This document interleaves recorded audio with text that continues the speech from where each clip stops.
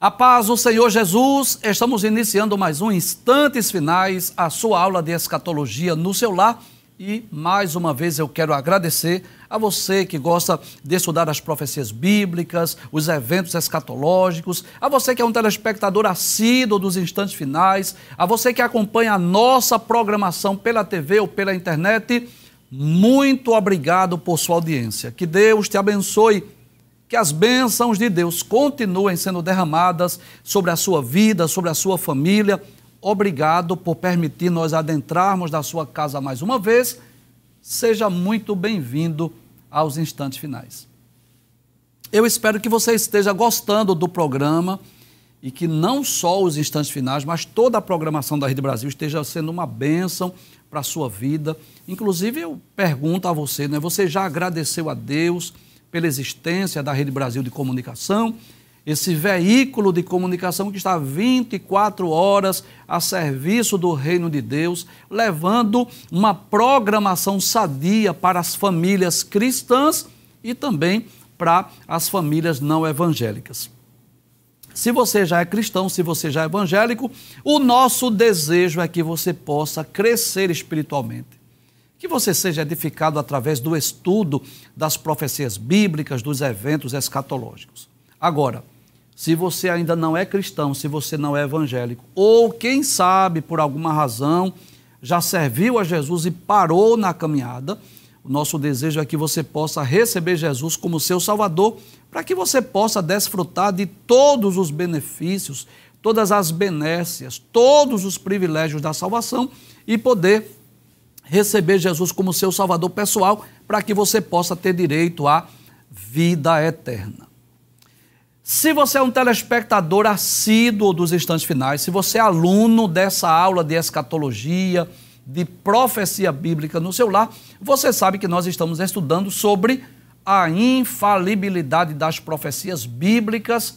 Já estamos estudando há meses esse tema maravilhoso, extraordinário. Olha, eu não sei para você, mas eu vou dizer, para mim, tem sido uma bênção relembrar, estudar mais uma vez esses temas maravilhosos, essas profecias, tem sido de bênção também para nós. E nas últimas semanas nós estamos estudando as profecias das epístolas paulinas. Já estudamos as profecias da carta aos Romanos, as duas cartas aos Coríntios, aos Gálatas, aos Efésios. E hoje nós vamos estudar uma profecia da epístola aos Filipenses, mas antes de nós estudarmos a profecia, nós gostaríamos de trazer algumas informações sobre a epístola. Abre a tela, por gentileza, da epístola aos Filipenses. Isso, que é também uma das cartas de prisão do apóstolo Paulo. Eu vou trazer algumas informações. Eu já disse a você, né? Inclusive o conselho é não só para você que é telespectador assíduo dos Instantes Finais, mas na sua leitura diária, né? Na sua leitura devocional. É muito importante, antes de você ler um livro, que você tenha essas informações introdutórias, né? As Bíblias de estudo geralmente trazem ali a autoria, a data que o livro foi escrito, o tema do livro, os objetivos, as características, principalmente a Bíblia de Estudo Pentecostal. Eu gosto muito daquelas notas introdutórias da Bíblia de Estudo Pentecostal. É uma das Bíblias mais extraordinárias que temos hoje na atualidade. E essas informações, esse fundo histórico, vamos dizer assim, esse pano de fundo histórico, né, é muito importante para nós entendermos a mensagem, para que nós possamos entender o porquê, né, daquele tema, daquele assunto tratado nos livros da Bíblia, não só nas epístolas, mas nos livros da Bíblia. É por essa razão que, antes de nós iniciarmos o estudo das profecias, a gente sempre traz aqui algumas informações introdutórias. A epístola do apóstolo Paulo aos Filipenses foi escrita por volta do ano 62 ou 63 da era cristã, quando Paulo estava preso em Roma. É uma das cartas de prisão que eu falei aqui no programa anterior. E a igreja de Filipos, ela foi fundada pelo apóstolo Paulo juntamente com outros companheiros, né? Paulo fundou essa igreja em Filipos quando ele estava com Silas, Timóteo e Lucas durante a sua segunda viagem missionária. Se você dispõe de uma Bíblia, E é muito importante você acompanhar a nossa programação, não só os instantes finais, mas a programação da Rede Brasil com a sua Bíblia, né? Abra no capítulo 16 do livro dos Atos dos Apóstolos, que é algo muito importante. No versículo 9 vai dizer que Paulo teve uma visão em que se apresentava a ele um varão da Macedônia, dizendo assim: passa a Macedônia e ajuda-nos. E Paulo, depois dessa visão, procurou, com seus companheiros ir para a Macedônia, concluindo que Deus havia chamado eles para uma missão ali. E chegaram em Filipos, que foi a primeira cidade da Macedônia, onde Paulo estava procurando lugar para oração. Encontrou ali uma mulher chamada Lídia, que é vendedora de púrpura, da cidade de Tiatira. Isso está no versículo de número 13. No dia de sábado, saíram fora das portas para a beira do rio, onde julgávamos haver um lugar para oração. Versículo 14. Uma certa mulher chamada Lídia, vendedora de púrpura da cidade de Tiatira, que servia a Deus, nos ouvia. Então houve ali a conversão daquela família, a família de Lídia. Também nos versículos de número 16 a 18, Paulo expulsou um demônio de uma jovem que tinha um espírito de adivinhação. Aquela jovem que dizia assim: esses homens que vos anunciam o caminho da salvação são servos do Deus Altíssimo. Só que aquela jovem trazia muito lucro para os moradores daquela cidade. Isso fez com que Paulo fosse preso juntamente com Silas. Você conhece essa história belíssima.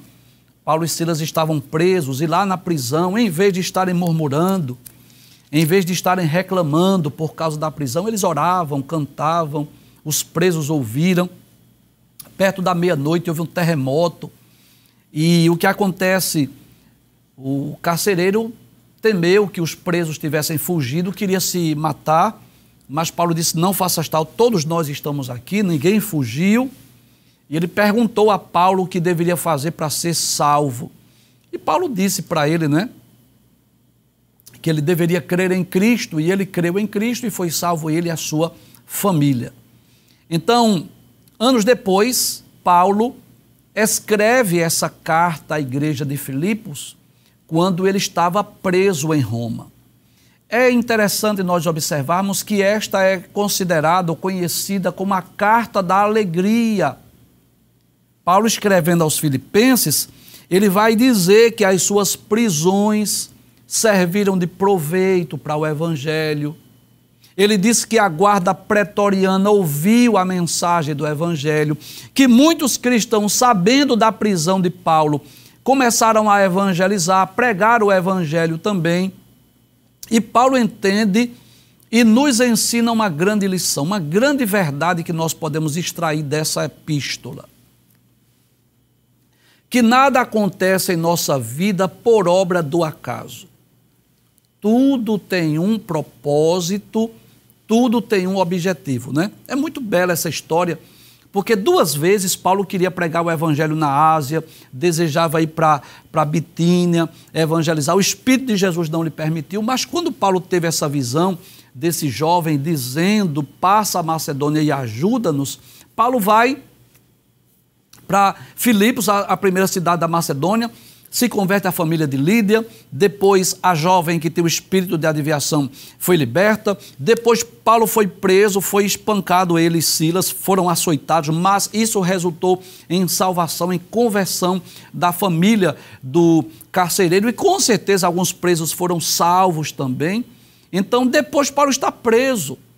Que coisa interessante, e em vez de Paulo estar ali lamentando, murmurando, reclamando, dizendo assim: eu estou muito triste porque estou preso aqui. Não. Paulo aproveita aquele momento para pregar o Evangelho.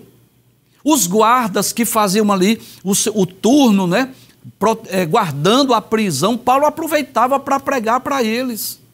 Paulo escreve a carta aos crentes de Filipos dizendo assim: olha, a minha prisão serviu de benefício, de proveito para o Evangelho. Muitas pessoas começaram a pregar o Evangelho. Ou seja, nada na nossa vida é obra do acaso. Deus tem os seus planos, Deus tem os seus propósitos, Deus tem os seus objetivos. Às vezes somos levados para um lugar que nós não queríamos ir. Às vezes somos impulsionados a estar numa cidade ou numa região que não foi escolha nossa. Mas qual é a nossa atitude? A nossa atitude é agradecer a Deus e perguntar a Deus: o que é que tu queres de mim? Deixa eu usar um exemplo aqui dos militares. Você que é militar sabe disso. E eu sei que eu estou falando para alguém de forma específica, que às vezes é transferido para outro estado, para outra região, e às vezes está numa região remota, e começa a reclamar, a se maldizer. Não, não é isso que Deus quer de nós. A atitude de Paulo foi essa: eu estou preso, mas ele escreve dizendo que as prisões serviram de benefício, de proveito para o evangelho.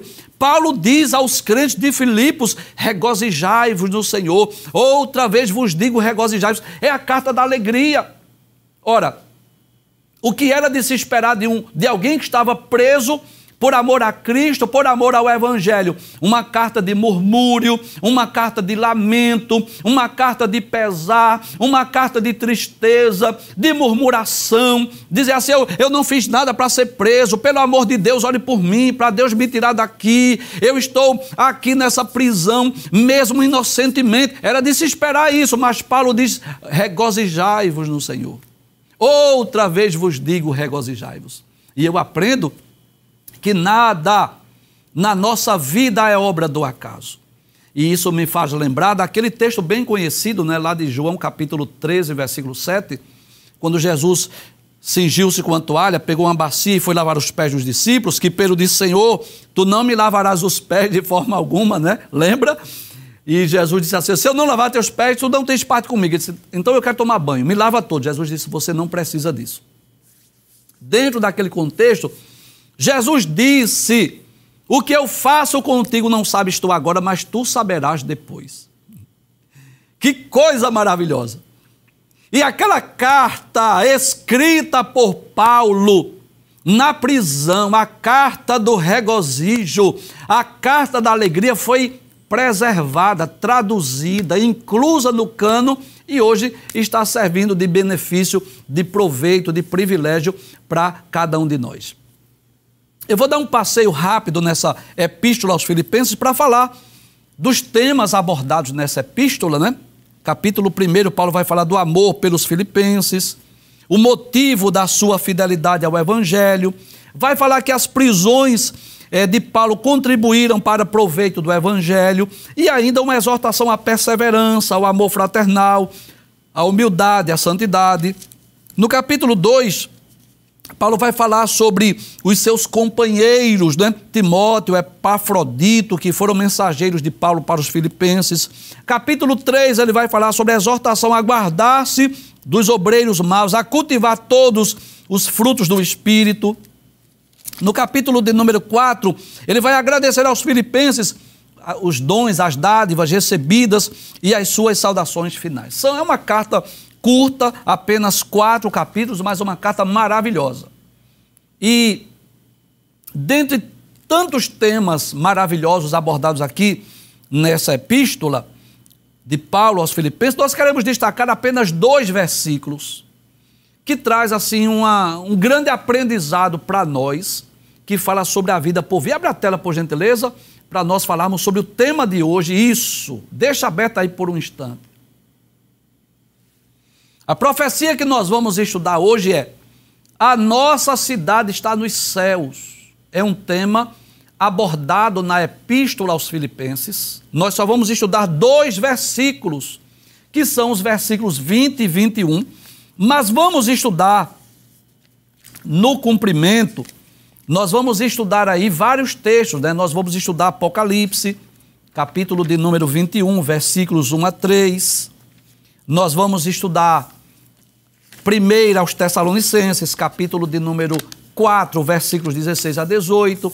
E nós vamos estudar também 1 aos Coríntios, capítulo 15, versículos 53 a 54, porque nesse breve texto de Paulo aos Filipenses, capítulo 3, versículo 20 e 21, ele vai falar sobre 3 bênçãos reservadas para os salvos do futuro, que é uma cidade celestial, que é a vinda de Jesus e a transformação do nosso corpo. Então, à sua esquerda é uma imagem meramente ilustrativa, como Paulo escrevendo essa carta lá na prisão, em Roma, e à sua direita, claro, uma imagem meramente ilustrativa da Nova Jerusalém, a cidade celestial. Agora sim, vamos ao tema da nossa aula de hoje, a nossa profecia. A nossa cidade está nos céus. Pode abrir a tela, por gentileza. Filipenses, capítulo 3, versículos 20 e 21. Paulo vai dizer assim: aos crentes de Filipos, mas a nossa cidade está nos céus. Traz a tela, por favor. Então, a primeira verdade que nós queremos destacar hoje no programa é que a nossa cidade, ela é celestial. É claro que você sabe disso, nós já falamos aqui em outros programas que nós temos uma dupla cidadania. É claro que nós temos uma cidadania terrena, terrestre, né? Você tem a sua cidade onde você nasceu, a cidade onde você mora, o seu estado, o seu país, claro. E como cidadão da terra, a gente trabalha, a gente constitui família, a gente estuda, nós cumprimos os nossos deveres como cidadãos, como pais de família, claro, isso é normal. Mas que a nossa verdadeira cidadania, ela é celestial. Porque quanto tempo nós vamos habitar aqui nesse mundo, nessa terra? Sei lá, 80 anos, talvez 90, 100, não sei. Mas talvez chegue a um século, ou um pouco mais de um século, que parece muito, concorda comigo? Uma pessoa que viveu 100 anos, viveu bastante, 100 anos. Isso é nada comparado à eternidade. O que é 100 anos para a eternidade? Não é nada. Então, nós precisamos valorizar muito mais a cidadania celestial, porque é lá que nós vamos passar a eternidade. Claro que eu, por conta dessa cidadania celestial, não vou deixar de cumprir os meus deveres como cidadão da terra, não. Enquanto eu estiver vivo, eu vou estudar, vou trabalhar, vou constituir família, vou manter minha família, enfim, cumprir meus deveres de cidadão. Agora, a prioridade é a cidadania celestial, porque a nossa cidade, na verdade, ela é celestial. E que cidade é essa, professor? Isso, a Nova Jerusalém. E eu quero dar uma pausa agora nesse texto de Filipenses, capítulo 3, para a gente estudar um pouco Apocalipse. Eu já vou estudar um pouco do cumprimento dessa profecia. Passa a tela, por gentileza. Vamos lá para Apocalipse agora. Isso! Abre a tela, por favor. Lá nas visões do Apocalipse, inclusive, deixa eu falar aqui algo interessante. Eu não sei se você sabe, traz a tela, por favor. Deixa eu falar nessa câmera. Porque às vezes a pessoa é um telespectador há pouco tempo e talvez não saiba disso. Mas nós temos lá uma série de programas lá no YouTube, no canal Rede Brasil Oficial, que nós fizemos o estudo do Apocalipse versículo por versículo. Inclusive o capítulo 21 e 22, que são dois capítulos belíssimos, maravilhosos. Nós comentamos esses dois capítulos detalhadamente, minuciosamente, que fala sobre essa cidade celestial, suas dimensões, os materiais que ela foi feita, enfim, as características dessa cidade. Você pode ir lá no YouTube, que nós estudamos de forma mais específica. Hoje nós vamos estudar apenas 3 versículos do capítulo 21, que é para comprovar ou confirmar essa informação do apóstolo Paulo, quando ele diz que a nossa cidade está nos céus. Abre a tela, por gentileza. Aí diz, lá nas visões do Apocalipse, capítulo 21, quando João estava lá na ilha de Patmos, ele diz: e vi um novo céu e uma nova terra, porque já o primeiro céu e a primeira terra passaram e o mar já não existe. Traz a tela. O que João viu foi algo novo. Que coisa interessante. É maravilhoso esse texto. Depois que João viu tanta destruição, 7 selos, 7 trombetas, 7 taças, guerras, mortes, conflitos, né? Muita destruição. De repente ele tem uma visão diferente.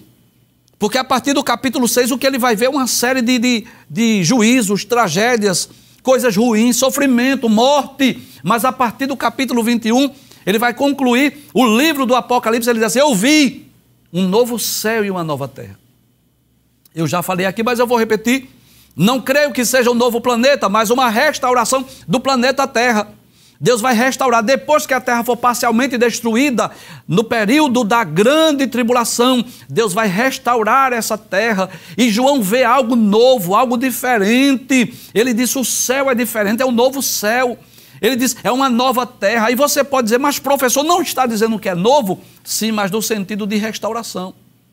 É como você que leva um carro para fazer lanternagem de pintura, e depois que o carro sai da oficina, limpinho, bonitinho, você diz assim, o carro está novo. Não é, é o mesmo carro.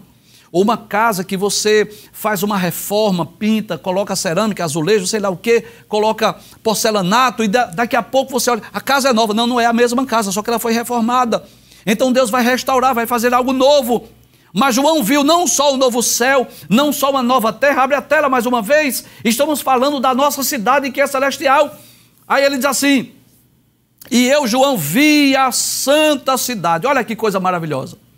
A cidade é santa. Por quê, professor? Porque lá não há pecado, lá não tem natureza caída, lá não tem natureza pecaminosa, lá não tem demônio, lá não tem tentação. É uma cidade santa, lá não tem iniquidade, não tem pecado, não tem nada que cometa abominação, mentira, engano, nada de ruim. Volta ao texto mais uma vez. Aí João diz, e eu, João, vi a santa cidade, a nova Jerusalém. Que coisa maravilhosa. Olha, essa nova Jerusalém é uma cidade que o tempo não afeta a sua beleza. Que coisa maravilhosa. É uma cidade que o tempo não afeta a sua formosura, o seu brilho, a sua glória, o seu esplendor. Diferente das cidades aqui da terra. Eu tive a curiosidade de ver quais as cidades mais belas do mundo. As 7 cidades mais belas do mundo, de acordo com pesquisas, né? Paris, lá na França, Nova York, nos Estados Unidos, Londres, lá na Inglaterra, Veneza, na Itália, Vancouver, lá no Canadá, Cabo, lá na África do Sul, e São Francisco, também nos Estados Unidos. Tem outras, mas são 7. Mas que com o tempo, essas cidades vão perdendo o brilho, a beleza, com o crescimento, com o tempo, com o crescimento populacional, vai surgindo os problemas, você sabe disso. Que é um exemplo muito conhecido nosso, a cidade do Rio de Janeiro não é mais a mesma de décadas atrás, não é, porque vai surgindo os problemas populacionais, né? Vai surgindo, as pessoas vão pichando a cidade, enfim, vai surgindo os problemas, mas essa cidade é nova, que coisa interessante.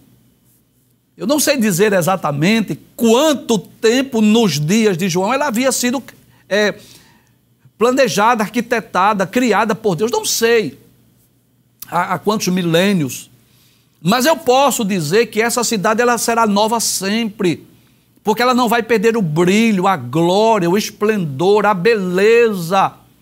É uma cidade que sempre terá o aspecto de algo novo. Abre a tela mais uma vez. Aí João diz assim, e eu, João, vi a santa cidade, ela é santa. Ele diz a nova Jerusalém, porque ela é nova. É uma cidade que não perde o seu brilho, a sua beleza. E João diz que de Deus descia do céu. Ou seja, essa cidade, ela foi planejada, arquitetada pelo próprio Deus. Não existe na Nova Jerusalém trabalhos humanos. Com muito respeito aos arquitetos, aos engenheiros, aos construtores, aos mestres de obras, que muitas vezes fazem edifícios belíssimos. E nós podemos passar nas avenidas e ver esses prédios maravilhosos, belíssimos, mas com muito respeito. A Nova Jerusalém não tem arquitetos humanos. O arquiteto dessa cidade é Deus, ela foi planejada pelo próprio Deus. Volta a tela mais uma vez. Aí João diz que ela é santa, João diz que ela é nova, e João diz que ela descia do céu, como que diz assim, olha, não é uma cidade terrena, não é uma cidade feita por homens, é uma cidade celestial. Que coisa interessante. João não tem com o que comparar. João não disse assim, ela é como a cidade de Jerusalém. Não dá para comparar. Ela é como a cidade de Samaria. Não dá para comparar.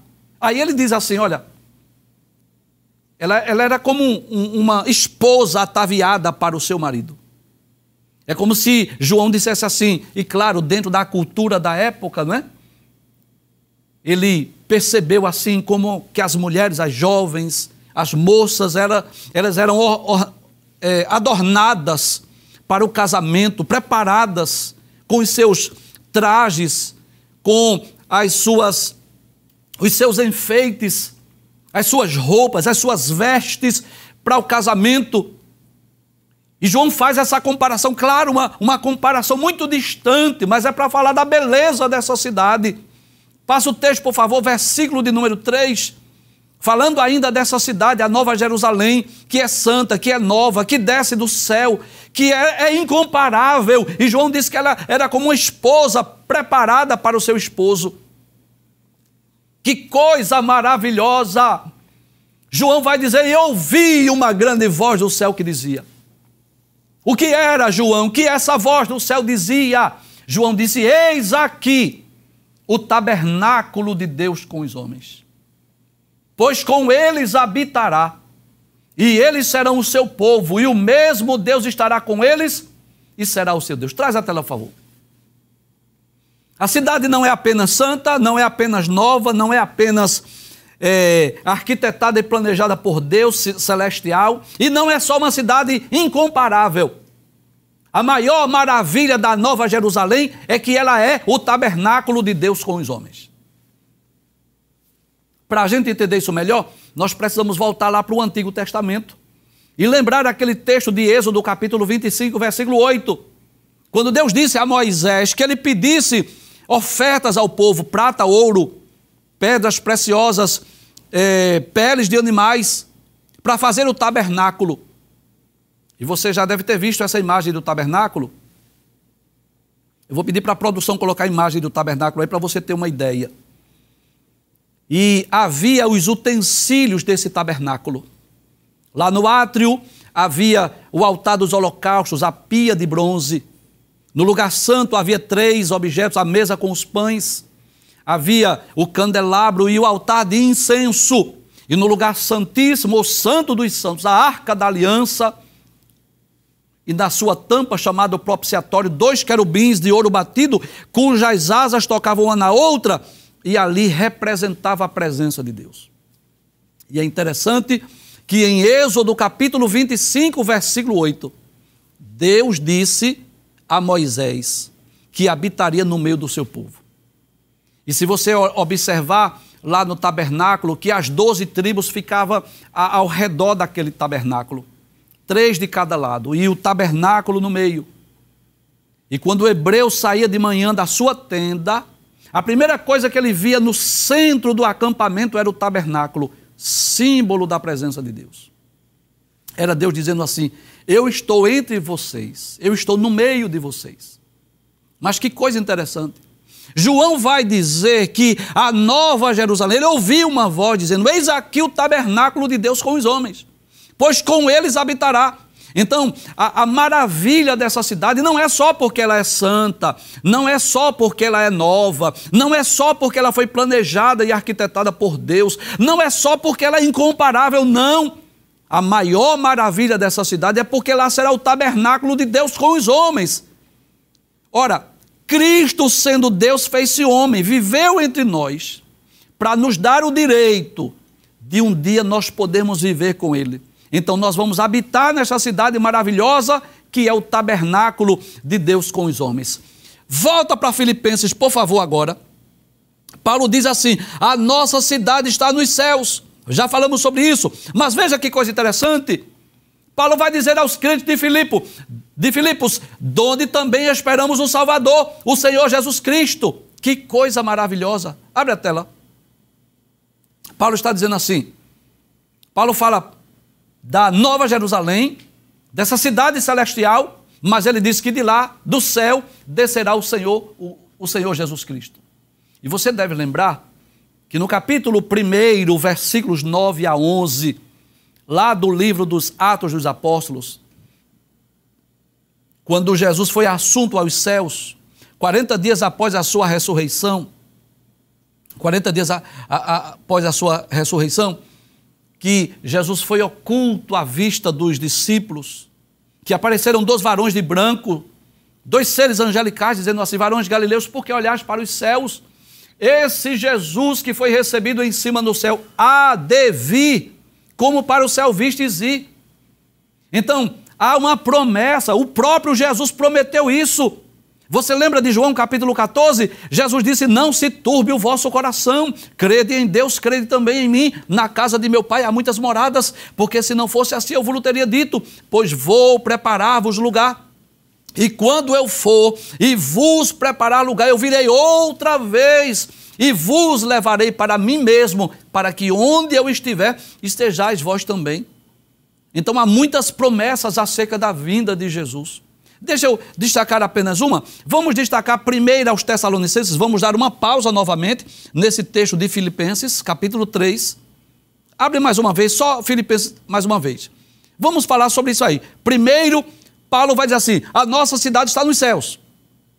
Segundo lugar, Paulo vai dizer, donde também esperamos o Salvador. Quem é esse Salvador, Paulo? Sim, claro, o Senhor Jesus Cristo. Vamos lá para 1 aos Tessalonicenses? Nós esperamos Jesus lá do céu, e Paulo, escrevendo aos Tessalonicenses, ele vai dizer, o mesmo Senhor descerá do céu. Que Senhor é esse? Claro, Jesus. E como é que ele vai descer? Com alarido, e alarido fala de quê? De barulho, com voz de arcanjo, e com a trombeta de Deus, e os que morreram em Cristo ressuscitarão primeiro. Passe o texto, por favor, versículo 17 e 18. Aí ele diz, depois nós, os que ficarmos vivos, seremos arrebatados juntamente com eles nas nuvens, a encontrar o Senhor nos ares, e assim estaremos sempre com o Senhor. Portanto, consolai-vos uns aos outros com estas palavras. Traz a tela. Paulo traz a lembrança dos crentes de Filipos, que a vida cristã não nos isenta de luta, de prova. E a maior demonstração disso era que Paulo estava preso por amor a Cristo, ao Evangelho. Mas Paulo estava dizendo, perseverem, continuem, não desistam, não recuem, não voltem atrás. Sabe por quê? 3 razões. Primeira razão, a nossa cidade é celestial. A nossa cidade está nos céus. Segunda razão, é de lá que nós estamos esperando o Salvador, o Senhor Jesus Cristo. Paulo estava dizendo aos crentes de Filipos, olha, perseverem, permaneçam firmes, não recuem, não voltem atrás, porque nós temos uma cidade que é celestial. E nós temos também a promessa da volta de Cristo. Jesus vem nos buscar, Jesus vai voltar para vir nos buscar. Volta, por favor, o texto de Filipenses. E o que vai acontecer, Paulo, quando Cristo descer dos céus? Na ocasião que ele virá nos buscar. Olha aí a promessa. Paulo diz assim, que Cristo transformará o nosso corpo abatido. Como assim? Por que abatido? Claro, traz a tela, por favor. Porque esse corpo é frágil, é sujeito às doenças, é sujeito às decomposições, é sujeito às anomalias, ao reflexo da idade. Você sabe disso. Você vai percebendo que com o passar do tempo, a beleza física ela vai se esvaindo, vai indo embora. Vai vindo as limitações do corpo. Você sabe, qualquer ser humano experimenta isso. Claro que uns mais, outros menos, mas todo mundo experimenta isso. As limitações do corpo. Aí Paulo diz assim aos crentes de Filipos, olha, eu quero falar aqui a vocês de 3 promessas gloriosas. E quais são, Paulo? Primeiro, a nossa cidade está no céu. Nossa cidadania é celestial. Segundo, é de lá do céu que vem o Senhor Jesus. Terceiro, quando Cristo voltar, ele vai transformar o nosso corpo abatido. Sabe o que significa isso? Que aqui, se, por exemplo, eu tenho um problema visual, eu tenho que usar óculos, eu não vou precisar usar mais óculos. Ninguém no céu vai precisar usar amuletas ou cadeira de roda, nada, nada, nada. Nós, esse corpo abatido será transformado. Abre o texto mais uma vez. Veja o que Paulo diz. Transformará o nosso corpo abatido. Mas olha, que coisa maravilhosa.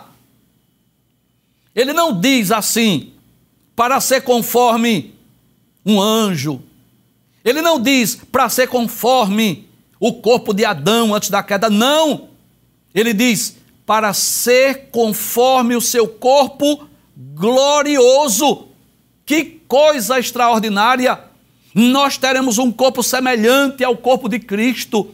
Esse corpo que é corruptível vai se revestir de incorruptibilidade. Esse corpo que é mortal vai se revestir de imortalidade, vai ser revestido de glória como o corpo de Jesus. E eu já falei aqui, mas eu vou relembrar. Como é que Cristo foi sepultado, colocado lá na tumba fria? Você sabe, não é? Aquele corpo desfigurado, abatido, pálido. Por quê? Por causa das bofetadas que levou, por causa da coroa de espinhos, por causa das chicotadas dos soldados romanos. Imagina a dor da mãe, de Maria, ao sepultar ali o corpo do seu filho, abatido, debilitado. Mas como é que ele ressuscita? Ele não ressuscita mais com aquele semblante caído, desfigurado. Ele ressuscita em um corpo glorioso, incorruptível, um corpo que tanto permite materializar-se como espiritualizar-se. Como assim, professor? Por exemplo, quando ele quis, materializou-se, comeu pão e peixe com os discípulos, João capítulo 21. Mas quando ele quis, apareceu aos discípulos num ambiente fechado, recinto fechado. Paz seja convosco. Então, é esse corpo glorioso, incorruptível, espiritual, que nós vamos ter, semelhante ao corpo de Cristo. Abre a tela mais uma vez. Aí ele diz que o Senhor Jesus Cristo transformará o nosso corpo abatido para ser conforme o seu corpo glorioso. E eu vou dar uma pausa mais uma vez em Filipenses capítulo 3, versículos 20 e 21. Vamos lá para 1 Coríntios, capítulo 15, que é exatamente o texto que Paulo ensina sobre a ressurreição. Como será o corpo da ressurreição? Aí Paulo diz, porque convém que isto, ou seja, este corpo corruptível, se revista da incorruptibilidade, ou seja, não esteja mais sujeito à corrupção, e que isso que é mortal, ou seja, esse corpo sujeito à morte, se revista da imortalidade. Versículo 54. Ele diz, e quando isto que é corruptível se revestir da incorruptibilidade, e isto que é mortal se revestir da imortalidade, então cumpre-se a palavra que está escrita, tragada foi a morte na vitória. Então Paulo está trazendo, pode trazer a tela por favor, e abra por gentileza mais uma vez Filipenses capítulo 3, versículo 20 e 21 para nós concluirmos. Paulo está trazendo aqui a mensagem para os crentes de Filipos, para que eles não recuem, não voltem atrás, mas para que eles permaneçam, perseverem, baseado nessa tríplice promessa para os salvos. Nossa cidade celestial. É do céu que virá o nosso Senhor Jesus Cristo. E quando Ele vier, vai transformar esse nosso corpo que é abatido. Abre o texto mais uma vez de Filipenses para nós concluirmos. Aí ele vai dizer assim, segundo o seu eficaz poder, ou seu eficiente poder, de sujeitar também a si todas as coisas. Então a salvação, pode trazer a tela, que foi conquistada por Jesus lá na cruz do Calvário, não nos isenta de lutas, não nos isenta de provas, de tribulações. Essas palavras foram escritas por um homem que estava preso. E preso por quê? Cometeu algum crime, matou alguém? Não, preso por amor a Cristo, ao Evangelho. Mas Paulo nos fala de uma esperança futura, do porvir, da salvação. Nós, muitas vezes, somos rejeitados, criticados, ridicularizados, zombam de nós, nos criticam. Mas eu quero dizer aqui sem medo de errar. Essas pessoas que nos criticam, ridicularizam de nós, um dia nos verão, lá no dia do juízo final. De um lado, Cristo sentado no trono, e os santos, os salvos, de vestes brancas, corpo glorioso, incorruptível de um lado, do outro os ímpios, os incrédulos, os pecadores sendo julgados. Naquele dia, Deus fará com que muitos professores de faculdades incrédulos, vou falar aqui nessa câmera, que zombam dos cristãos, que escarnecem da Bíblia, que escarnecem do Evangelho. Deus vai fazer com que os olhos se cruzem. Lembra de Pedro? Quando Jesus estava sendo julgado, que Pedro negou, que os olhos de Jesus e o de Pedro se cruzaram? O olhar que Jesus olhou para Pedro e Pedro olhou para Jesus, pronto, vai ocorrer no juízo final. Os salvos de um lado, os ímpios e os incrédulos do outro, e os olhares vão se cruzar. E é aí que eu vou repetir essa frase mais uma vez. Agora, por favor, não interprete mal. No final desta vida, todos serão crentes. Agora, nem todos serão salvos. Mas no final da vida, quer seja após a morte, quer seja lá no juízo final, todos vão entender. A Bíblia é um livro verdadeiro. A Bíblia fala a verdade. Só que para muitos, infelizmente, será tarde demais. Então vamos, nos agarrar, permita-me usar essa expressão, vamos nos agarrar a essa tríplice promessa. Nossa cidade é celestial, é do céu que vem Jesus, e quando ele voltar, ele vai transformar o nosso corpo abatido para ser conforme o seu corpo glorioso.